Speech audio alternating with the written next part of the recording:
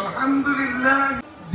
এবং খুরশেদ আলম তারেক আরকালীন যারা সহযোগিতা করেছিলেন পক্ষ থেকে আমাদের স্কুলের সভাপতি জনপ্রী সাবেক ডাকসুর বিপি পঞ্চমবারের মতো নির্বাচিত শেষ বাংলাদেশ।